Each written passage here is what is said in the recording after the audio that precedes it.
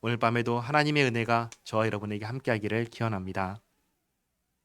지난주에 이어서 소돔과 고모라에 일어난 사건을 살펴보겠습니다.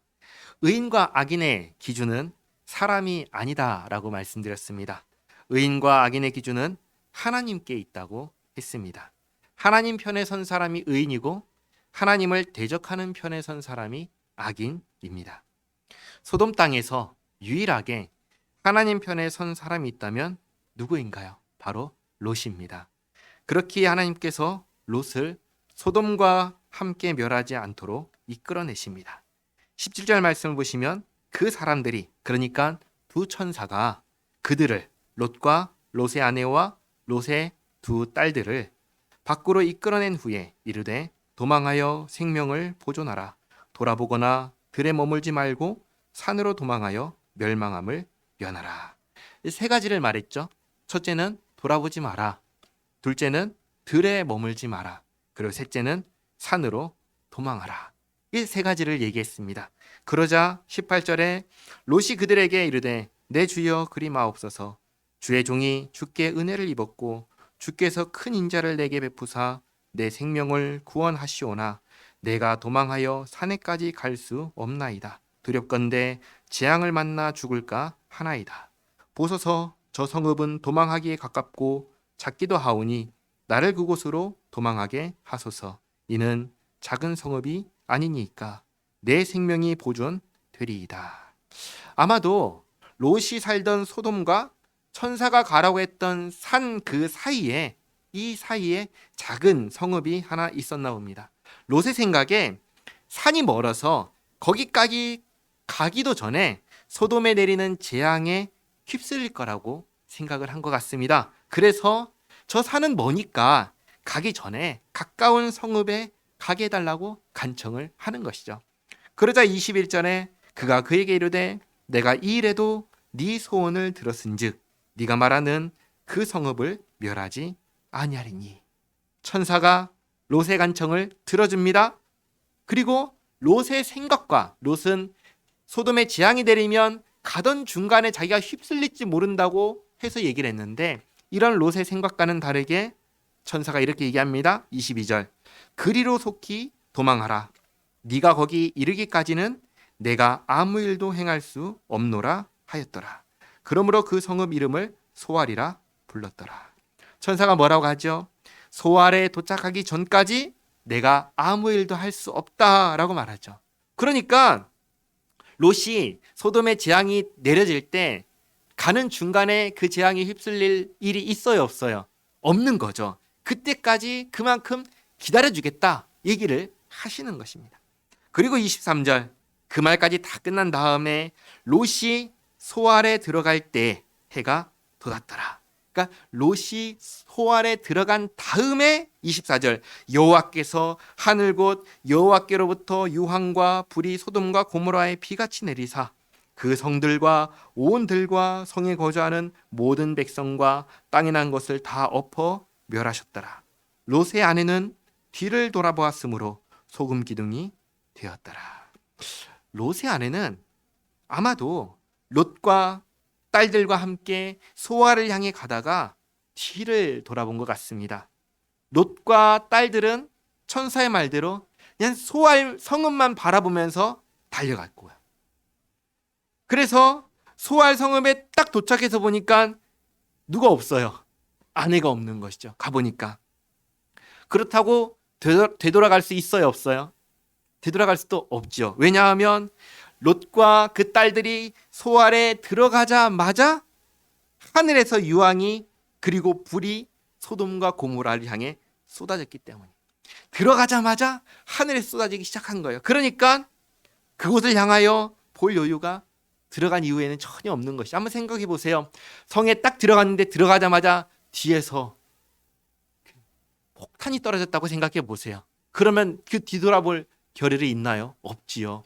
그냥 두려워 떨면서 나를 지키려고 그렇게 웅크리고 있겠죠.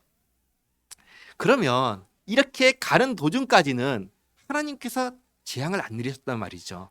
그런데 왜 이 롯의 아내는 가다가 이 뒤를 돌아봤을까요? 예수님께서 하신 말씀을 보면은 거기에 힌트가 있습니다. 어디냐면 누가복음 17장인데요. 제가 읽어드리겠습니다. 누가복음 17장 29절에서 32절까지 말씀입니다. 롯이 소돔에서 나가던 날에 하늘로부터 불과 유황이 비오듯 하여 그들을 멸망시켰느니라. 인자가 나타나는 날에도 이러하리라. 그날에 만일 사람이 지붕 위에 있고 그의 세간이 그 집 안에 있으면 그것을 가지러 내려가지 말 것이요 밭에 있는 자도 그와 같이 뒤로 돌이키지 말 것이니라. 롯의 처를 기억하라. 그러니까 롯의 처를 기억하라라는 말씀 앞에 뭐라고 했죠? 그날에 세간이 집 안에 있으면 가져가라고 해요, 가져가라고 하지 말라고 하셔요. 가져가지 말라고 하셔요. 밭에 있는 자도 그와 같이 뒤로 돌이키지 말라고 하셨어요. 그러니까 그러면서 롯의 처를 기억하라 그 말씀하셨으니까 롯의 아내는 집에 놓고 간 물건을 생각하고 지금 두고 가고 있는 것들을 생각하면서 가다가 뒤를 돌아본 것입니다. 멸망하고 사라져버릴 것을 떨쳐버리지 못한 것이죠. 그래서 그것들을 생각하다가 같이 멸망해버린 것입니다. 여기에 중요한 사실이 있습니다. 사라질 것, 멸망할 것에 너무 집착해서는 안 된다는 것입니다. 목숨이 경각에 달렸는데 이 세상에 목숨보다 더 소중한 것이 있나요? 없지요. 목숨보다 소중한 것은 없습니다. 생명보다 소중한 것은 없습니다. 만약에 생명보다 소중한 것이 있다면 그건 무엇일까요? 그것은 진리입니다. 진리. 그러니 진리가 아닌 일에 목숨 걸지 마시기 바랍니다. 사라질 것에, 없어질 것에 목숨 걸지 마시기 바랍니다. 목숨을 건다면 진리에 거시기 바랍니다. 그런데 진리가 무엇입니까? 진리는 하나님입니다. 진리는 하나님의 말씀입니다. 그러니까 우리가 우리의 생명을 건다면 어디에 걸어야 돼요? 사라지고 멸망할 것이 아니라 영원한 생명이신 하나님, 영원한 진리이신 그 하나님께 우리의 생명을 걸어야지요. 그러면 사는 거예요. 그러면 사는 거예요.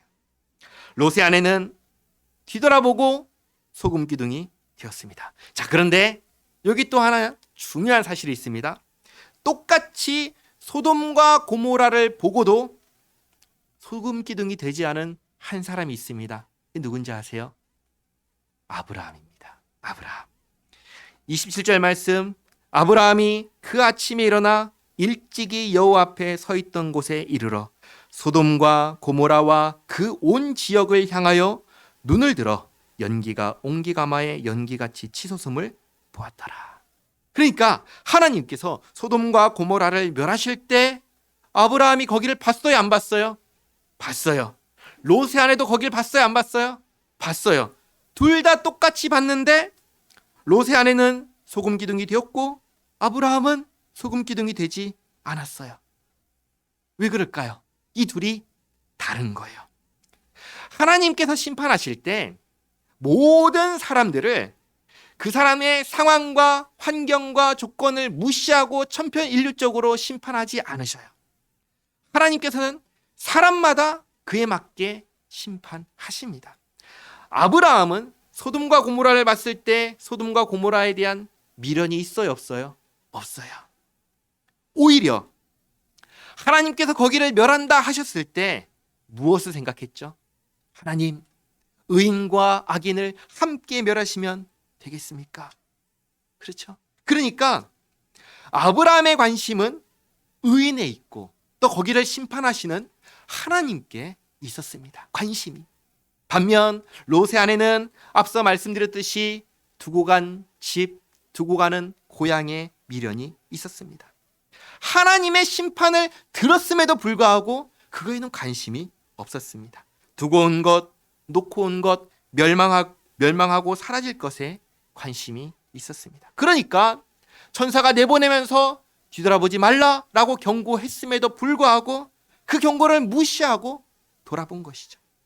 그렇기에 똑같이 소돔과 고모라를 봤지만 아브라함은 멀쩡하고 이 롯의 아내는 소금 기둥이 되어 버린 것입니다.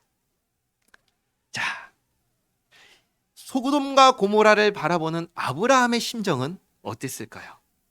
앞서 18장에서 무슨 일이 있었죠? 아브라함이 하나님께 간청하던 모습을 기억합니다. 의인 50명, 의인 45명, 의인 40명, 30명, 20명, 10명까지 숫자를 줄여가면서 의인 10명만 있으면 멸하지 않으시기를 하나님께 간청했죠. 그리고 그곳에 누가 있었죠?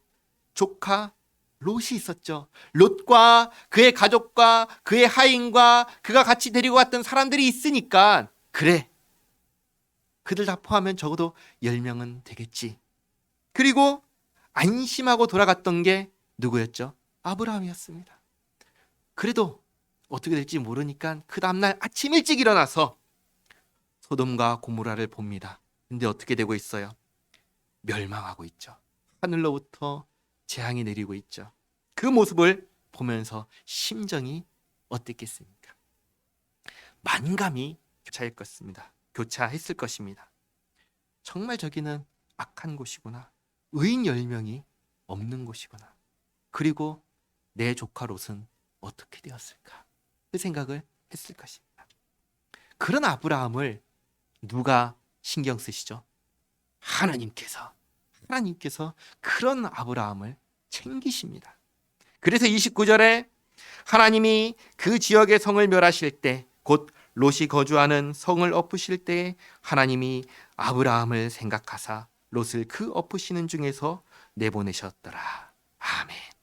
하나님께서는 하나님의 사람을 돌보시고 신경 쓰신다는 것을 잘 보여주는 말씀입니다. 그런데 우리도 그렇지만 누군가를 돌봐주고 신경 써준다는 것을 알아차리기가 쉬워요, 어려워요? 어렵죠. 누가 나에게 신경을 써줘요, 배려를 해줘요. 그런데 그것을 쉽게 알아차려요? 알아차리기 힘들어요. 어렵습니다.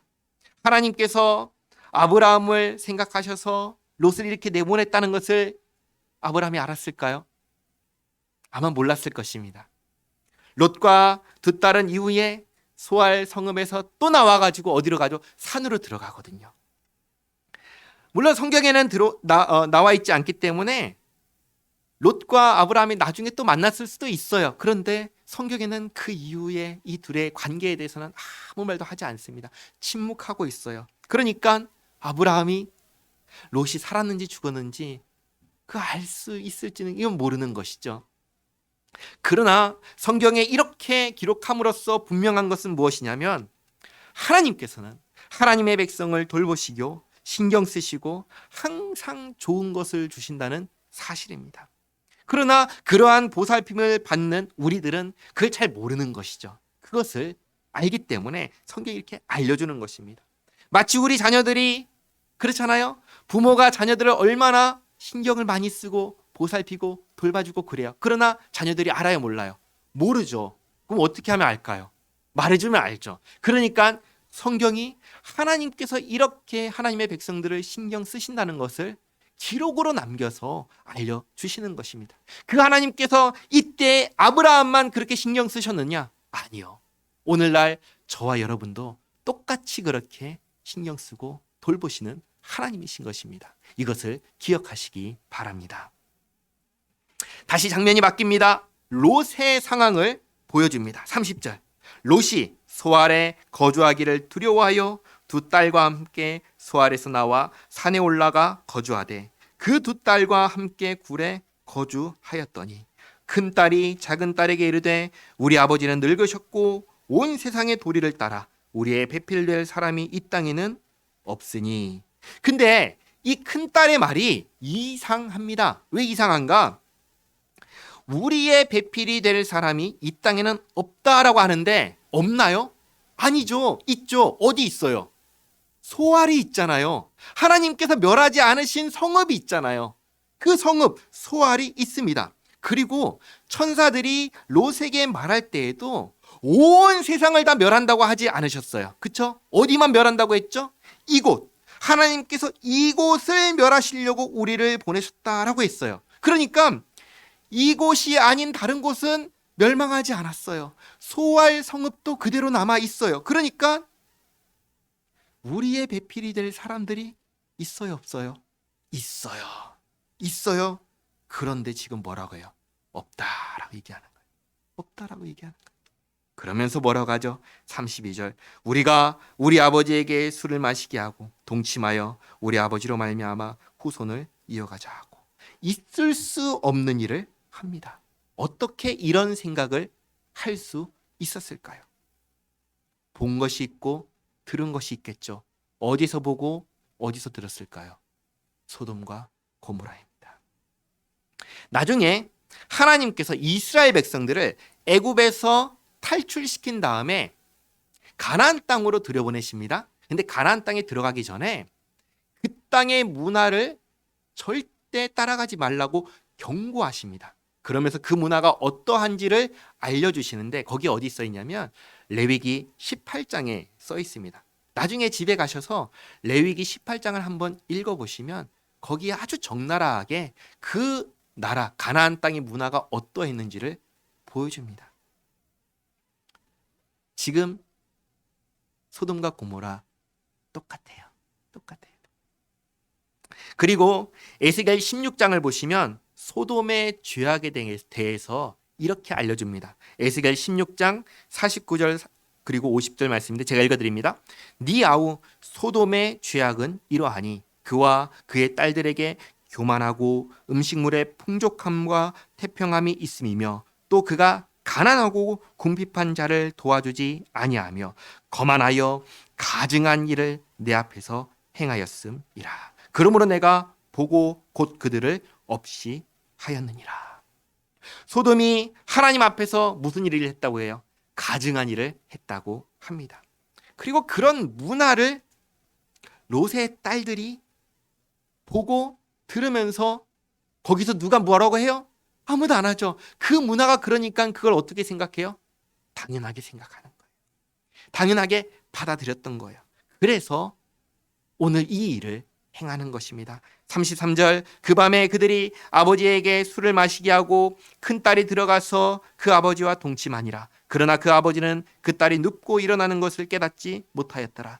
이튿날 큰딸이 작은딸에게 이르되 어젯밤에는 내가 우리 아버지와 동침하였으니 오늘 밤에도 우리가 아버지에게 술을 마시게 하고 네가 들어가 동침하고 우리가 아버지로 말미암아 후손을 이어가자 하고, 그 밤에도 그들이 아버지에게 술을 마시게 하고 작은딸이 일어나 아버지와 동침하니라. 그러나 아버지는 그 딸이 눕고 일어나는 것을 깨닫지 못하였더라. 있어서는 안 될 일이고 있을 수도 없는 일인데 이런 일을 한 것입니다.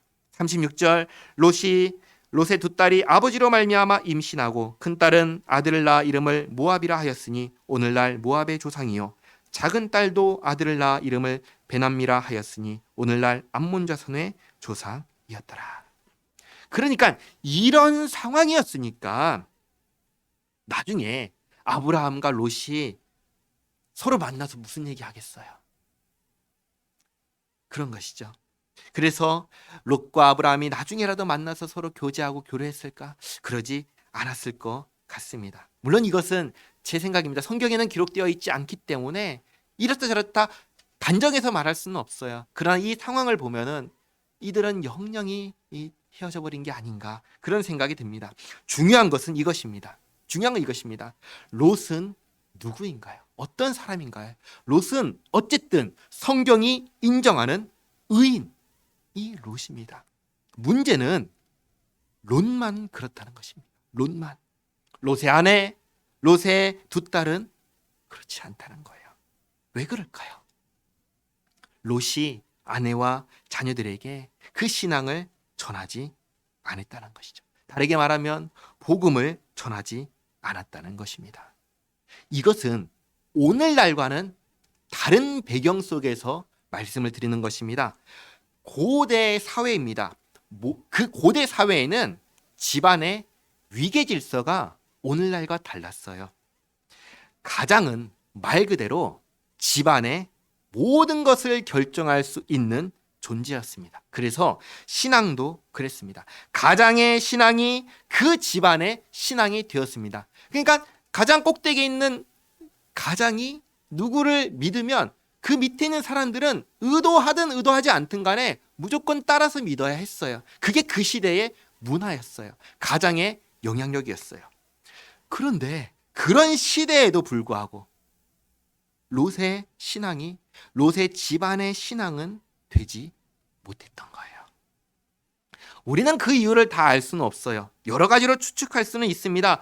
무엇보다도 롯이 하나님을 떠난 나라, 타락한 나라, 소돔에서 보고 듣고 경험했던 그 모든 것들이 영향을 주었다고 생각할 수 있습니다. 그러나 그런 것들이 영향을 줄 수 있어도 실제로 그 가문에, 그 집안에 가장 큰 영향력을 줄 수 있는 사람은 누구예요?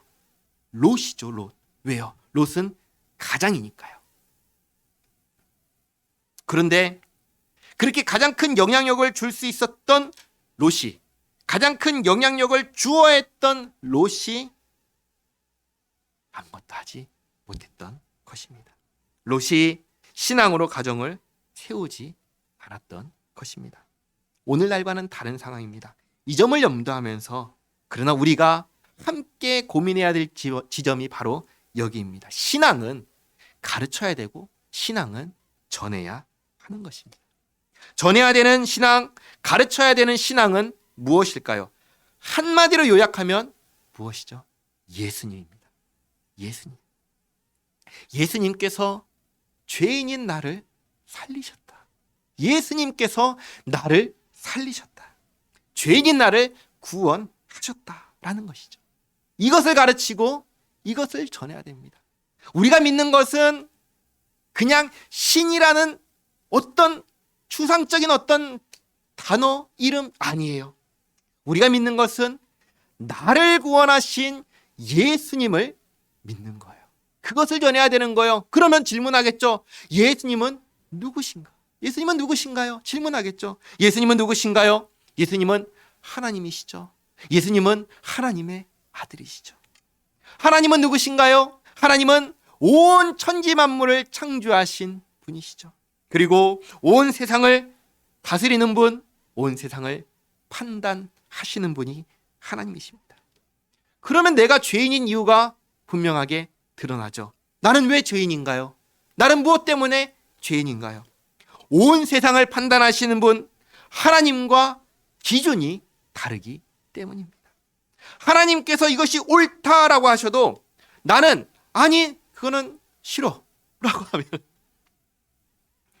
나는 그걸 선이라고 하지 않기 때문에 죄인인 것입니다. 하나님이 이것은 악이다 라고 하시는데 난 그거 좋은데 하면서 하기 때문에 내가 죄인인 것입니다.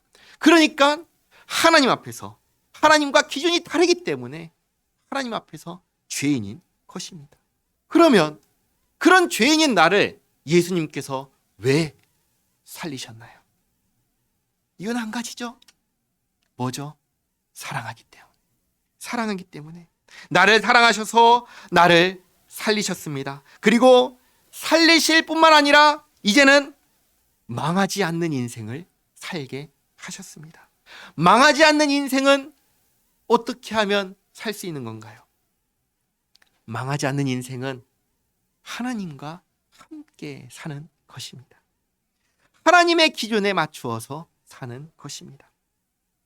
하나님과 함께 할 때 하나님께서 우리를 품어주시고 아까 아브라함을 하나님께서 신경 쓰셨던 것처럼 우리를 그렇게 하나님께서 신경 쓰고 품고 가시기에 우리의 인생은 망하나요? 망하지 않나요? 망할 수가 없는 것입니다. 이것이 우리가 가르쳐야 되는 신앙이고 전해야 되는 신앙인 것입니다. 이것을 가르치고 전하기 위해서는 가장 먼저 해야 될 것이 있습니다. 뭔지 아세요? 내가 먼저 바르게 서야 합니다. 내 중심이 바로 잡혀야 됩니다. 내가 하나님과 함께 살지 않으면서 누구에게 하나님과 함께 살으라고 말할 수 있을까요? 내가 내 인생을 예수님께서 구원하셨다고 믿지 않으면서 누구에게 예수님께서 나를 구원하셨다고 얘기할 수 있을까요? 우리가 천국에 갈 수 있는 것은 나의 잘남, 나의 탁월함, 나의 능력에 있는 것이 아니죠. 내가 천국에 갈 수 있는 이유는 딱 하나. 예수님께서 나를 끌고 가시기 때문에 갈 수 있는 것입니다. 오늘 밤 우리가 죽어도 우리가 죽고 눈을 떴을 때 우리가 천국에 있을 수 있는 이유는 나에게 있나요? 아니죠. 나에게 있다면 갈 수 없어요. 하나님께 있기 때문에, 예수님께 있기 때문에 우리가 지금도 안심하며 잠들 수가 있는 거예요. 눈 떴을 때 예수님께서 나를 품고 그 천국에서 맞이할 것이기 때문입니다. 그래서 내가 먼저 이 신앙 앞에 바로 서야 하는 것입니다. 누가 그래야 됐나요? 롯이 그래야 했습니다. 그런데 보세요. 아브라함과 헤어질 때 롯의 관심사, 롯의 시선은 무엇이었죠? 소돔이었죠. 왜 소돔이었죠? 살기 좋아 보여서, 기름지고 물이 풍족하고 화려하고 살기 좋아 보이니까 거기를 향해 갔습니다. 그런데 거기 가서 살면은 알아요, 몰라요? 알죠. 어떤 곳인지 알죠. 그렇잖아요. 우리도 어느 동네 이사 가서 조금만 지나면 이 동네 좋다, 이 동네 안 좋다 알잖아요. 그렇잖아요. 그러니까 가서 조금 살았을 때 롯이 다 알았어요. 알 수밖에 없죠. 그리고 거기서 돌아올 수 있는 기회가 있었나요, 없었나요? 있었습니다. 언제인 줄 아세요? 북쪽의 4나라 왕과 남쪽의 5나라 왕이 싸울 때 롯이 어떻게 됐어요? 잡혀갔잖아요. 그 잡혀간 롯을 누가 구해줬죠? 아브라함이 구해줬잖아요. 그때에 돌아갈 수 있었습니다. 그렇잖아요. 내가 여기 살아보니까 여기는 죄악이 관영해서 하나님의 백성이 살만한 곳이 아닙니다. 삼촌, 제가 돌아가겠습니다. 얘기할 수 있었어요. 그런데 그러지 않죠. 다시 소돔으로 들어갑니다. 롯은 의인이지만 하나님을 향한 중심이 바로잡히지 않은 의인이었습니다. 그러니 신앙을 가르치고 전하는데 실패? 아니요. 그럴 생각조차 못한 것입니다. 그 결과가 어떻습니까? 비참하기 이를 데가 없습니다. 이런 것을 보면서 우리가 경각심을 갖게 되는 것이죠. 지금 시대는 어떻습니까? 지금 시대는 그때와 다르죠. 지금은 가장이 하나님을 믿는다고 해서 그 가솔들이 다 하나님을 믿는 시대가 아닙니다. 그때는 그랬지만 지금은 그렇지 않습니다. 그러니까 지금은 그럴 수 없는 시대, 지금은 억지로 해서는 안 되는 시대입니다. 그러니까 이 시대에 우리가 할 수 있는 것은 2가지입니다. 뭔가요? 첫 번째는 기도하는 것이죠. 기도하는 것입니다. 둘째는 내가 하나님 앞에서 바른 중심을 잡는 것입니다.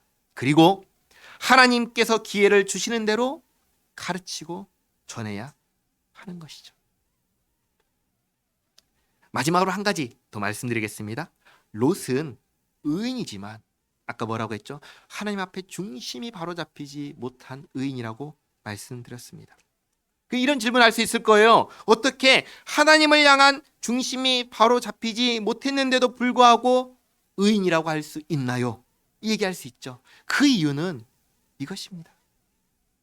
예를 들면 이렇습니다. 내 자녀는 나쁜 짓을 해도 내 자녀의 아니에요.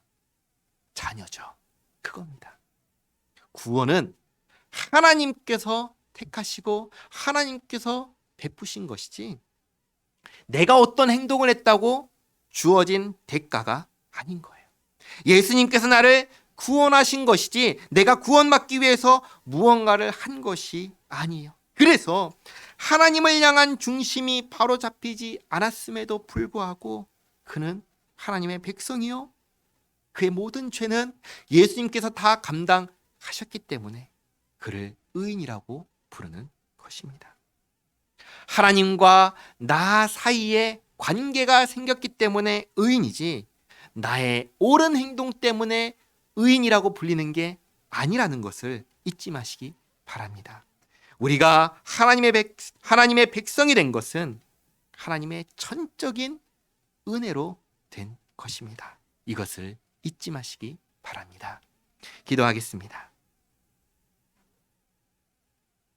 하나님, 롯과 롯의 아내 그리고 롯의 두 딸의 역사를 보았습니다. 너무나 안타깝고 너무나 비참한 마지막이 아닐 수 없습니다. 하나님, 롯이 하나님의 백성으로서 가족에게 아무런 영향을 주지 못했다는 사실이 안타깝습니다. 먼저 그 자신이 먼저 하나님 앞에 바로 서지 못했다는 사실도 안타깝습니다. 하나님, 이런 롯의 역사를 보면서 우리 자신을 돌아봅니다. 하나님, 우리가 먼저 하나님 앞에 바로 서기를 원합니다. 하나님께서 나의 하나님이시니 하나님 중심으로 생각하고 말하고 행동하며 살기를 원합니다. 제대로 된 신앙으로 살기를 원합니다. 주님 도와주시옵소서. 그리고 우리가 믿어야 하는 바를 잘 가르치고 전할 수 있기를 원합니다. 주님 도와주시옵고 그렇게 할 수 있는 시기와 때와 방법을 가르쳐 주시옵고 인도하여 주시옵소서. 예수님의 이름으로 기도하옵나이다. 아멘.